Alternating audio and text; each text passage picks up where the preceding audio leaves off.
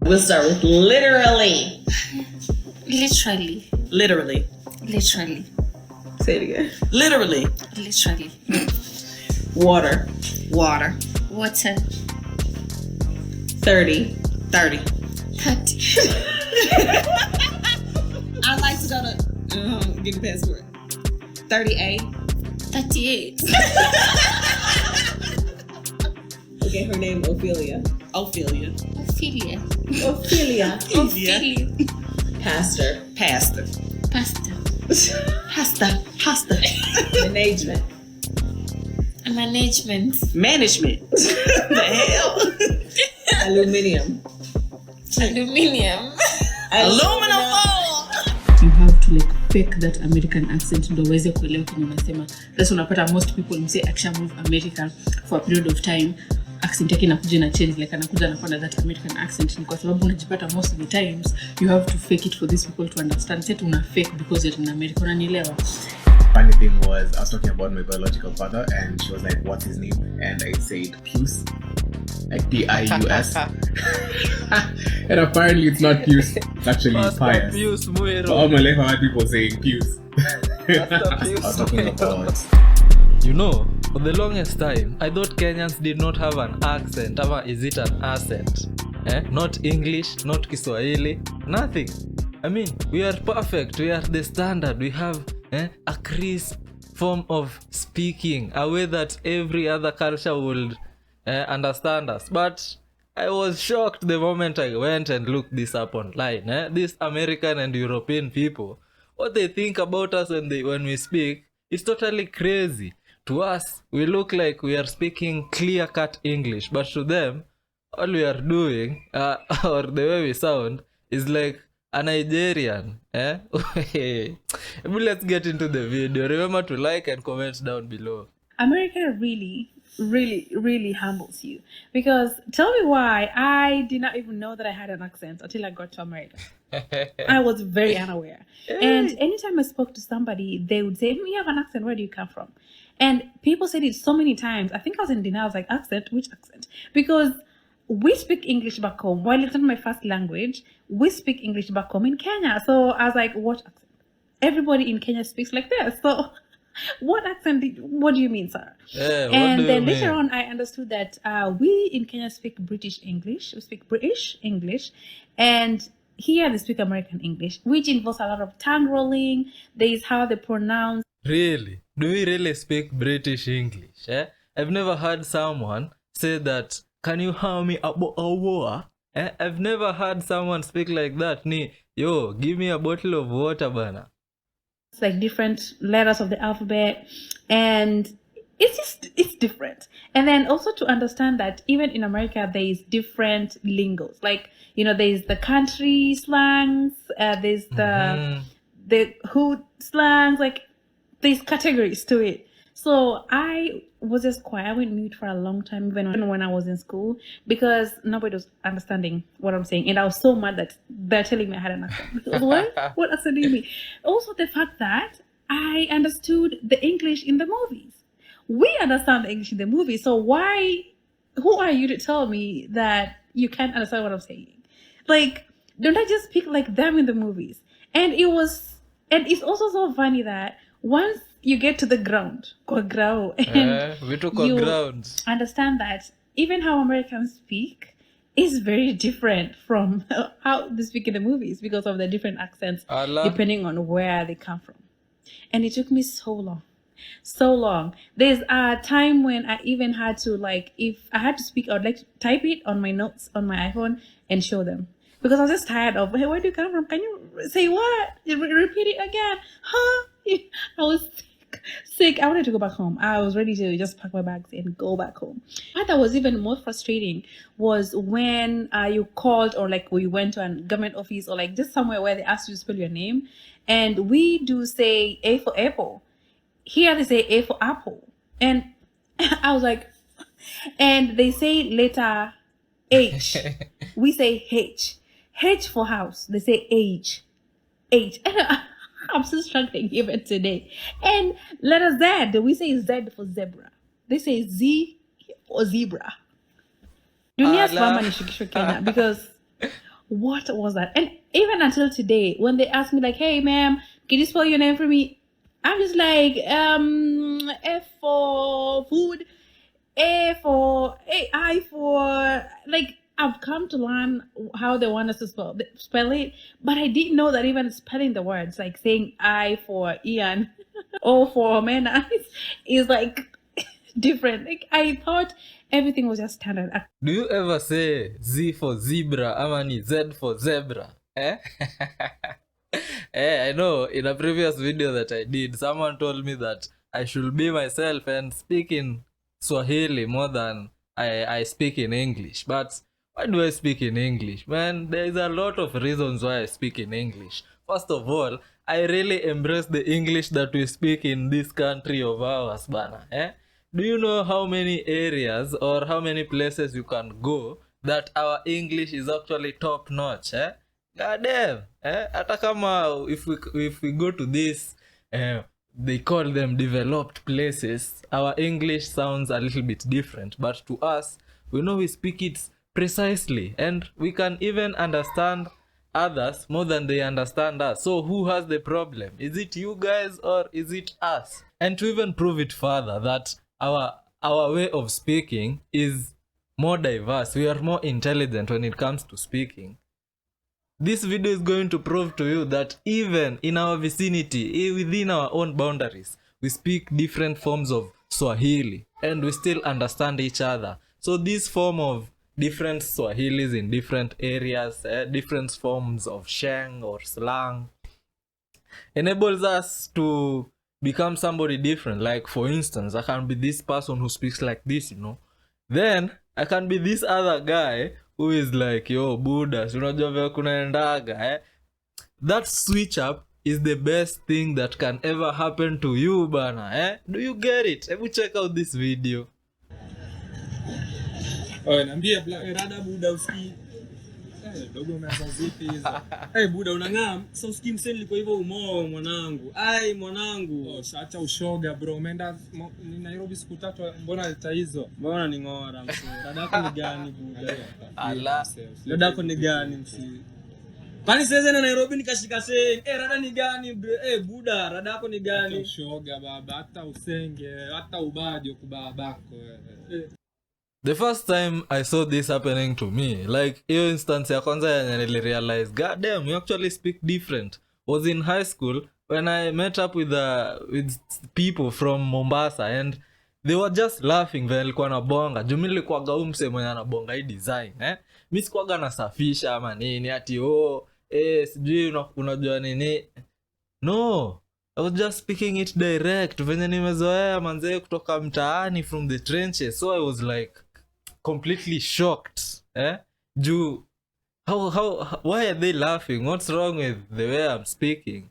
Sasa hao walikuwa wanaona mostly natumia hizi words kama rada, sunanipata, unangam, sunaelewa vya kulikuwa, umse alipanguzwa, alipanguzwa, vipi mwanangu? There's always that difference even in the way we speak. Even in different hoods, you're going to figure out people actually speak different. The first time, after spending, not the first time, after spending a little while in Rongai, I realized that people speak differently. Even in Rongai, as in comparison to mtaani. I was speaking to my Nigerian friends, South African friends, and they said one thing. They said that Kenyans sound very westernized. Of course. And I wondered what they actually mean by that, because I was like, no, we are not westernized. We do have our own cultures. We have our own heritage. We're very proud of being Kenyan and authentic. And then But trust you me, most people in Kenya just wanna copy what is happening outside.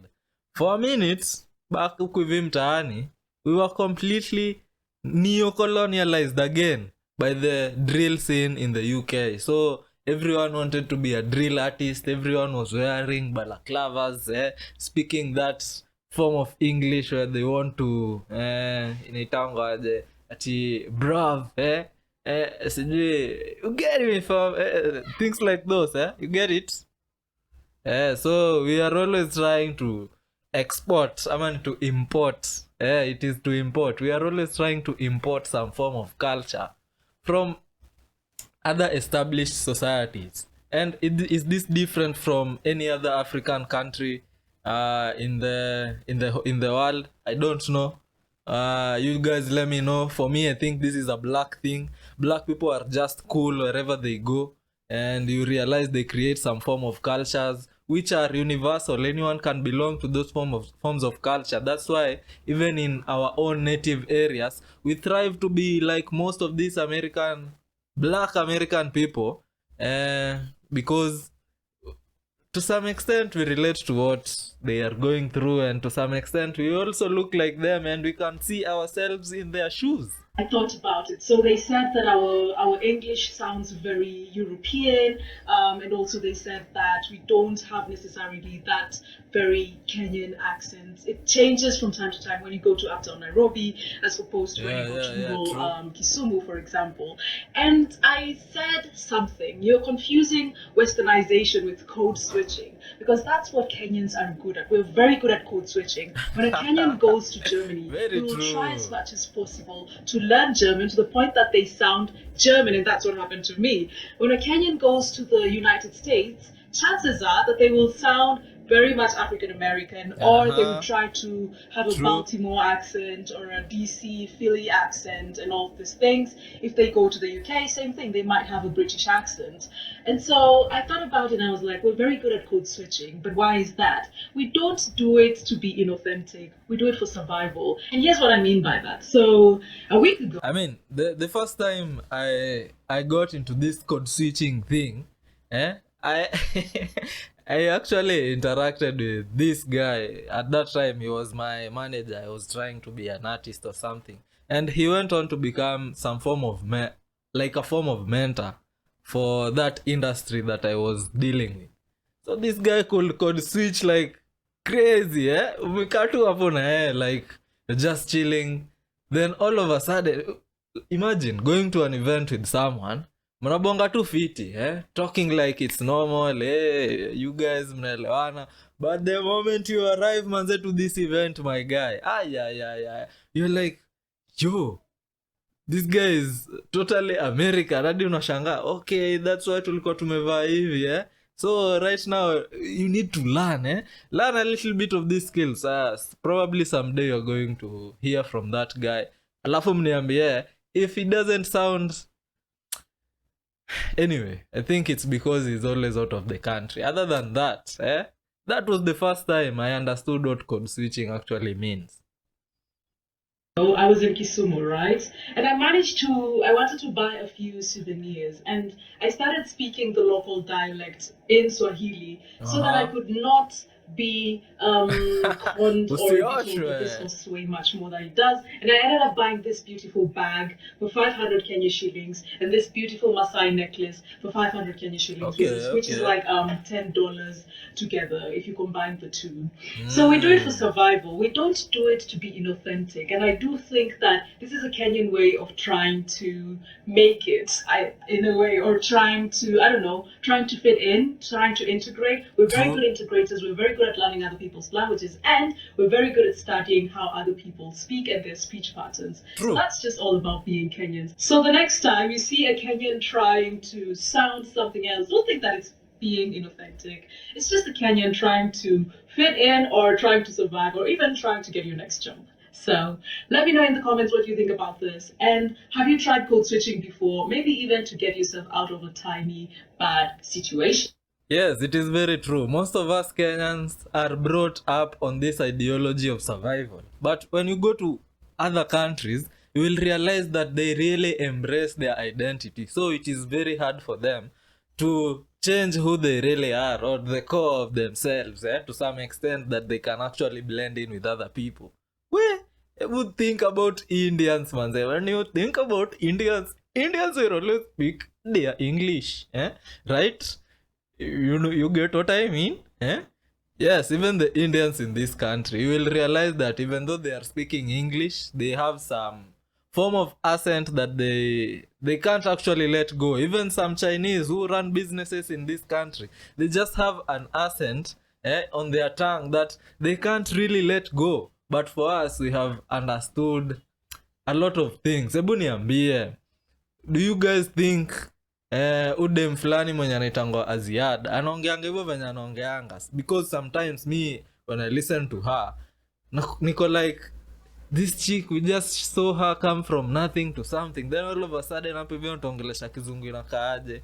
But that is what code switching actually means bana, ni crazy. Let me know what you guys think down in the comments below.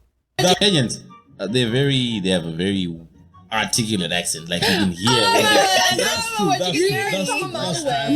have a friend, and but he doesn't say pancakes, he says pancakes. Those are people from the village. So sometimes when Paula speaks, I'm like, what did you say? The last time you said gamboots. She won't be nonsense. It's nonsense. Nonsense. Because you said gamboots, I was like, is that a gambit or what is he talking about? What country are you from? I'm from Kenya, 254. And what languages do you speak in Kenya? It's crazy. In Kenya, we speak a lot of languages. So when you're born, you're taught your mother tongue. And then in kindergarten, everybody gets to learn a bit of French. Okay. Like, como ça va? Yeah. Then, yeah, it's crazy. And then in primary, you start speaking English and Swahili. So you can speak 4 languages. How many languages do you speak here? Well, sort of one. Not very well either. Yeah, you're good at it.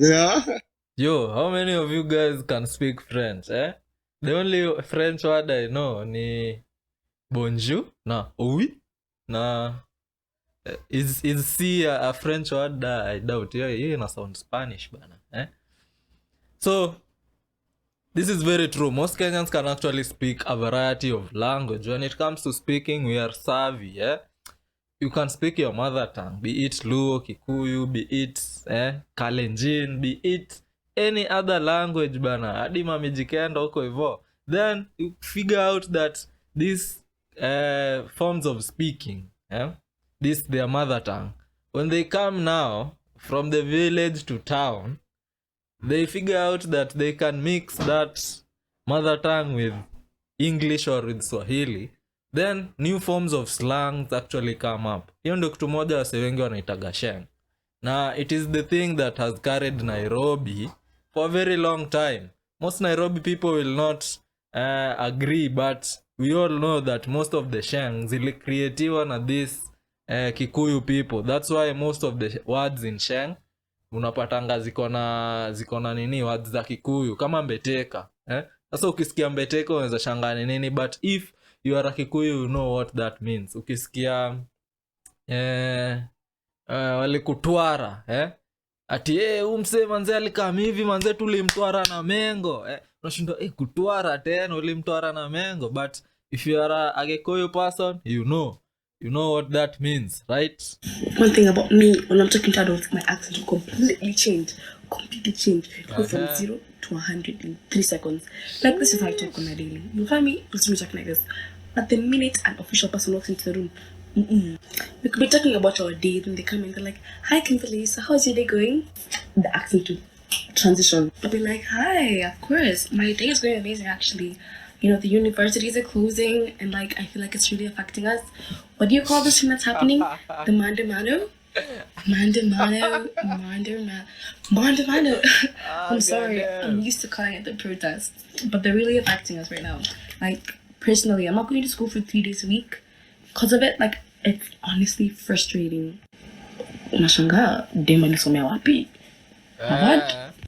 Kwanza, if I get a call, wow! Come on. I mean, we can tell she's speaking the English in Kenya. That is Kenyan English. You can hear it most of the time. This video I was watching, Pop the Balloon. Then a girl came and she was asked, what country are you from? We can hear you have an accent. Ako hapo hivyo anasema, no, I don't have an accent. Clearly, tunasikia mse anabonga kama mse wa nini, wa Kenya. Then uko hapo uko like, no, I don't have an accent. Hata huyu demo tunaona saa hii, she has an accent. I also have an accent. And we should actually embrace this form of English that we speak and export it to the global market so that we can be identified. Why else would people take these forms of English as najaribu kuongea kama nini, I come through mse wa South Africa. You know I'm South African, so I have to do some a little bit of English here and there, so you guys may actually get what I mean, right? You hear that form of English in a sound South African, South African, but also it also sounds Indian. You guys South African people, I think you sound Indian to some extent, but you can let me know down in the comments below why that is the case. But for us, we have an accent and we should actually embrace it. We have seen Nigerians embrace this form of accent and they have been identified by it. Why not us? Why should we demonize this ideology that we can always be our own selves rather than trying to switch it up a little bit so that we can fit in with other people? Let me know what you guys think down in the comments below. I think our English is actually perfect. I'll be talking to you and I'm like, hey, it's fine, Tunisia. I'll start talking about the most random things. I'll be like, hi, yeah, how are you doing? It's been a long time, really. You know, you see how the economy is now going down, you know, fuel prices. Honestly, personally, if we were living in the UK right now, I feel like we'd be suffering a little less. But like, what can we do, you know? Bro, imagine the other person, the person on the other side of the phone ako like, hey Rada, we kwani umeamuaje leo? Ama najua kuna mtu tu anashikanishwa mahali, kuna mtu anajaribu kubandikwa ndio ashikanishwe na story fulani. Other than that, this is very interesting to watch. Ndio, just don't make it go inside your head and think you're somebody who's totally different. Because this guy was telling me that, oh, just be yourself. Bro, I'm being myself. Trust you me, I have been speaking OD English, but this video is not even about me. Hey, I've come a long way, manze, to speak the way I'm speaking. I've come hey, goddamn. If there's one thing that I've learned as a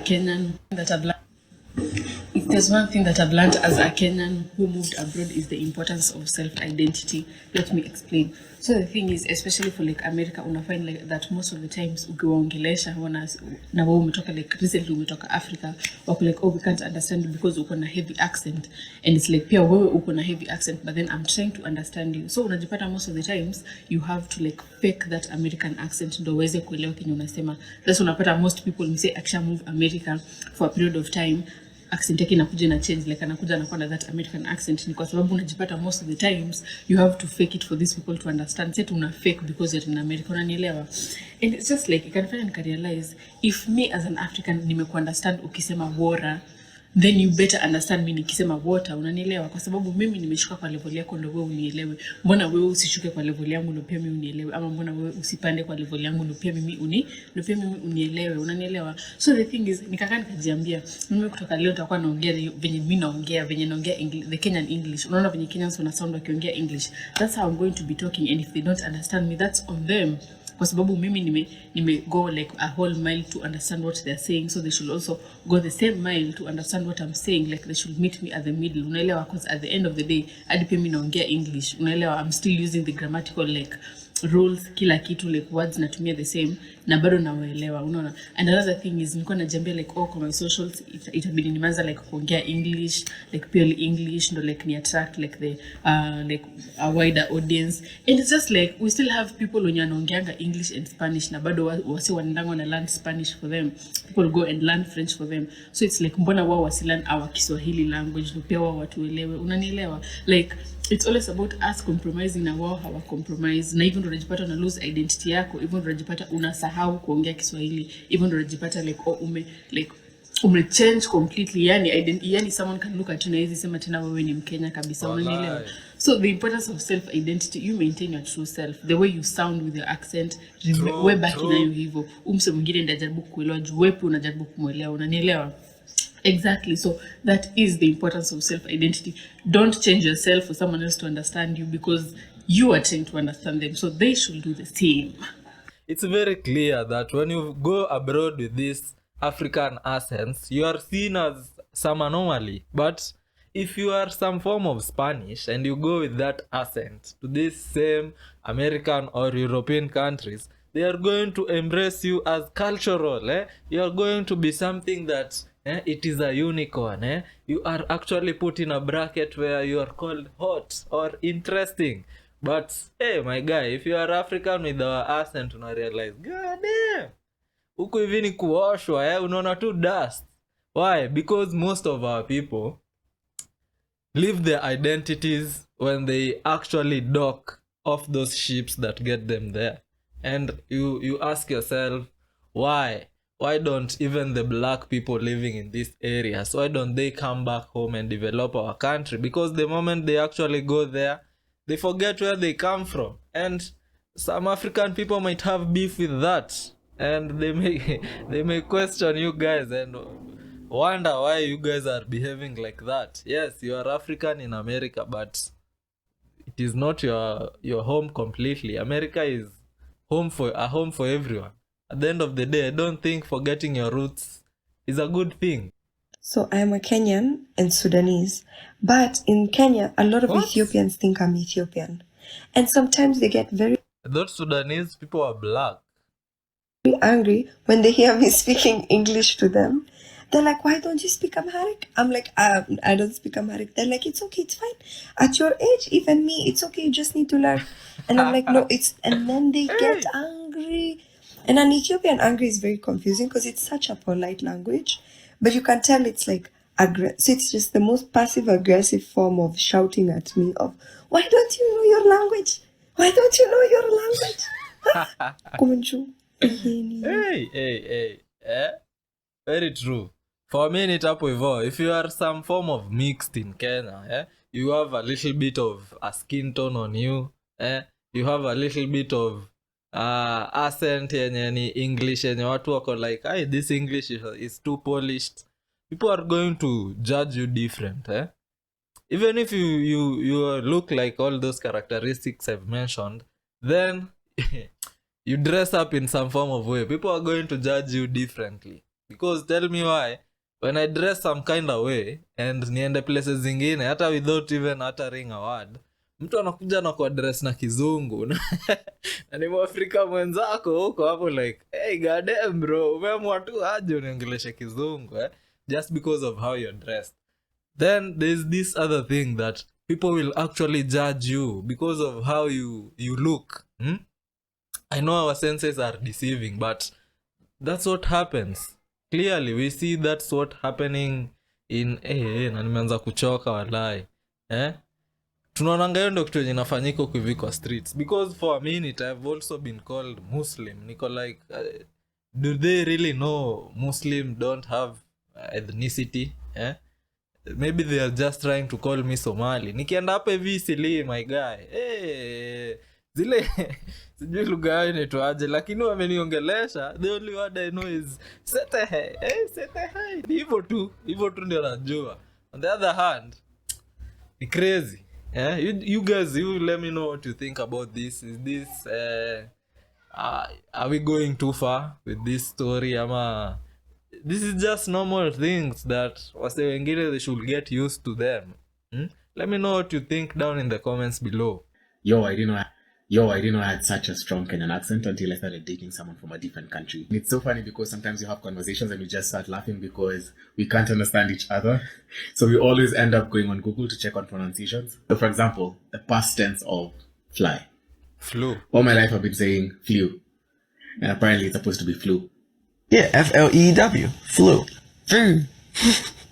How do I know the difference between flu, like bird flu, Homer, and flew? Funny thing was, I was talking about my biological father, and she was like, what's his name? And I said, Pius. Like P-I-U-S. And apparently it's not Pius. It's actually Pius. Pius Muero. All my life I had people saying Pius. I was talking about Kuchana Nywele. All my life I've been saying comb your hair. And she was like, what is comb? Then apparently it's supposed to be comb. To comb your hair. It's only honeycombs, you say. And then my whole life I've been saying plait your hair. Like, you know, when the girls go and get cornrows and whatever, I've been saying plait your hair. To plait. But apparently it's supposed to be plait. I plaited my hair. Plaited my hair. I was like, what are you talking about, plait? Plait ni nini yo? And don't even get me started about using the word nini.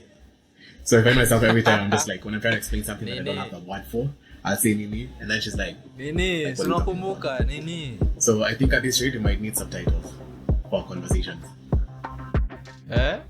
YouTube thinks you might be interested in the video on a screen at the moment. Click on that video. I'm waiting to see you on the next one.